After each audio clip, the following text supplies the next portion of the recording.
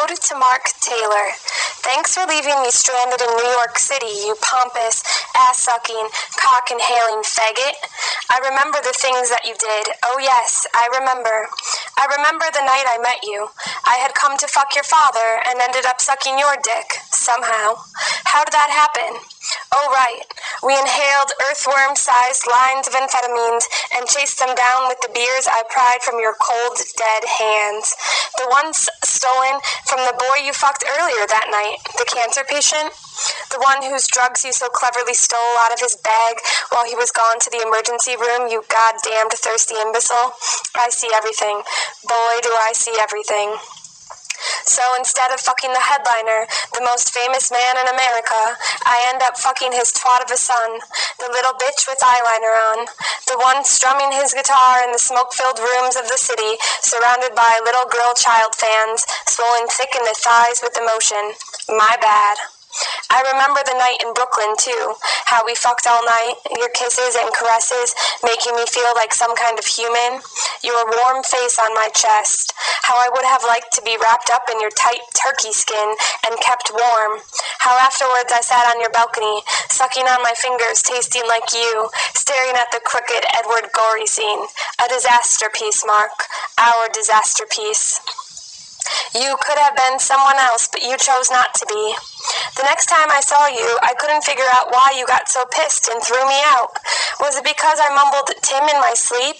The sacred whispers of adoration for the man who made you? The one responsible for your life and the lives of all those who hang on to his every word?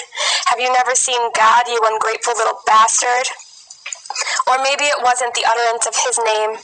Maybe, somehow, I had remembered you giving my baby sister, the juvenile, Xanax and fucking her the very same night I sucked your dick after the show, and I just want you to know that you can do anything you want, whenever you want to do it, but if you ever step foot near my side again, I will knife you where you stand, Mark Taylor, and that is a promise to you and anyone you may have ever made as miserable as you've ever been.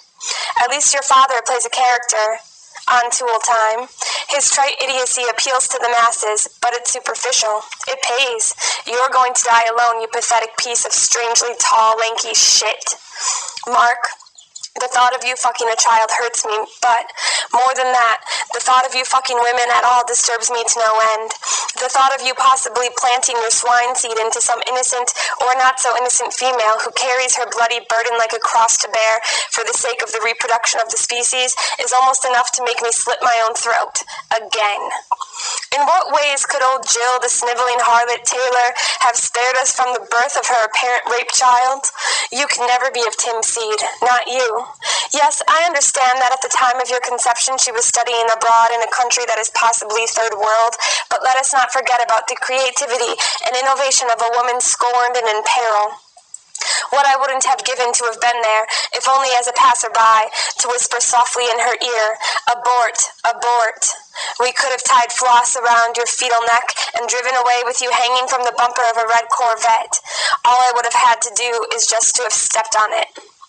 But here we are, you and I, separated by my shame and the things I've allowed you to do to me.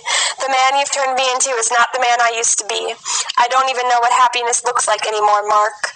I hate you for it, and I'll have my time with you again to set things straight. Until then, I'll be writing you every day and letting you know how I feel about you and I, separate and together, forever linked by our nights spent making love and miserable because of it. Damn you, Taylor. You've ruined me. Henry.